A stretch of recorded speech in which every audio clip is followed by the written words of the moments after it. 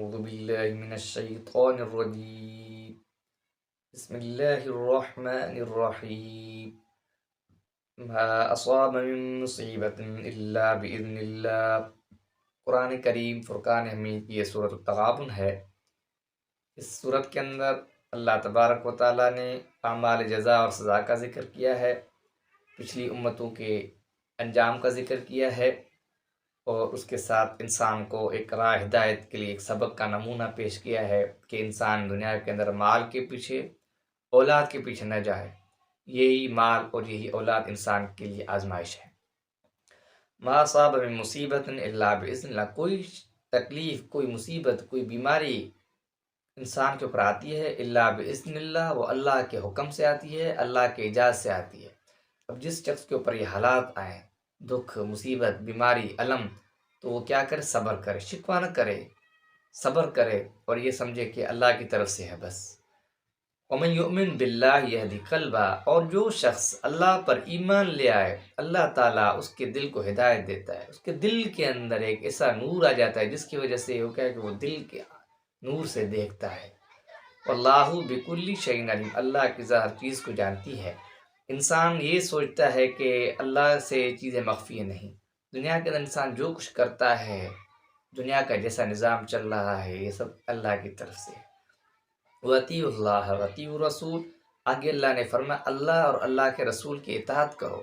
جس چیز کا انہوں نے حکم دیا ہے اس کو کرو، اور جس چیز سے انہوں نے منع کیا ہے اس سے اپنے آپ کو بچاؤ۔ یہ ہے کامل ایمان۔ اگر کوئی شخص اللہ کو مانے، پیغمبر کو نہ مانے، اس طرح اس دنیا کے اندر لوگ ہیں جو رسالت کو نہیں مانتے ہیں، اللہ کو مانتے، تو وہ کامل مومن نہیں ہے، ان کا ایمان کامل نہیں ہے۔ اللہ کے ساتھ اللہ کے رسول کی اطاعت لازمی ہے۔ اب اللہ کی رسول کی جب اطاعت کریں گے تو یہ قرآن اللہ نے پیغمبر کریم صلی اللہ علیہ وسلم پر نازل کیا ہے۔ اب ایک شخص پیغمبر کو نہیں مانتا ہے تو وہ قرآن کو کیسے مانے گا؟ جب وہ قرآن کو نہیں مانے گا تو پھر وہ ایمان اس کا کیسا ہوگا؟ فَإِن تَوَلَّيْتُمْ، اگر تم نے منہ موڑ لیا اللہ کے حکم سے، پیغمبر صلی اللہ علیہ وسلم کی اطاعت سے، فَإِنَّمَا عَلَىٰ رَسُولٍ بَلَاغٌ مُبِينٌ، اللہ تعالیٰ فرماتا ہے ہمارے رسول جو آئے ہیں ان کا کام ہے واضح پہنچانا، انہوں نے آپ تک پہنچا دیا۔ اب یہ کہ اگر تم نے اچھے اعمال کیے ہیں تو اس کا انجام اچھا ہوگا، اگر برے اعمال کیے ہیں تو اس کا انجام برا ہوگا۔ اللہ لا الہ الا ہو، عبادت کے لائق کیا ہے؟ صرف اللہ کی ذات ہے، اللہ کے سوا کوئی عبادت کے لائق نہیں ہے۔ وَعَلَى اللَّهِ فَلْيَتَوَكَّلِ الْمُؤْمِنُونَ، اور مومنوں کو اللہ کی ذات پر بھروسہ رکھنا چاہیے، واویلا نہیں کرنا چاہیے، شکوہ نہیں کرنا چاہیے۔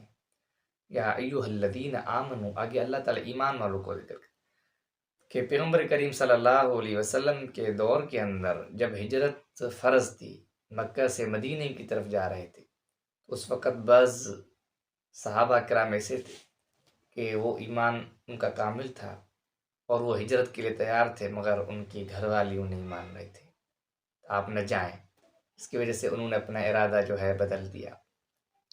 بعض مفسرین لکھتے ہیں اس سے مراد یہ بھی ہے کہ جہاد کے اندر پیغمبر کریم صلی اللہ علیہ وسلم نے تیاری کا اعلان کیا تو صحابہ کرام تیار ہوئے، گھر والوں نے منع کیا، آپ ہمیں چھوڑ کے کہاں جا رہے ہو؟ جس طرح آج کل اللہ کے راستے کے لیے، دین سیکھنے کے لیے، تبلیغ کے لیے لوگ نکلتے ہیں تو پھر گھر والے جو ہے نہیں مانتے، والدین نہیں مانتے ہیں، بیوی ہے وہ نہیں مانتی، بھائی نہیں مانتے، وہ منع کر دیتے ہیں اور وہ پھر بیٹھ جاتا ہے۔ اور وہ اگر کوئی باہر جاب کے لیے جاتا ہے تو کوئی مسئلہ نہیں ہے، کسی گھومنے پھرنے کے لیے جاتا ہے تو کوئی مسئلہ نہیں ہے۔ اللہ کے دین کے لیے اگر کوئی شخص نکلتا ہے، دین حاصل کرنے کے لیے، دین سیکھنے کے لیے، تو پھر جو ہے گھر والے رکاوٹ بن جاتے ہیں۔ اللہ تعالیٰ فرماتے کیا ان من ازواجکم و اولادکم عدو لکم، ایمان و یقین تم میں سے بعض لوگوں کی بیویاں اور بعض اولاد عدو لکم، یہ دین کے حساب سے تمہارے دشمن، ویسے دشمن نہیں، دین کے حساب سے۔ دین کا معاملہ آئے گا تو پھر یہ جو ٹال مٹول کریں گے۔ اگر کوئی شخص قلعے کے لیے جاتا ہے، 10 دن کے لیے جاتا ہے تو گھر والے جو روتے ہیں، پریشان ہوتے ہیں۔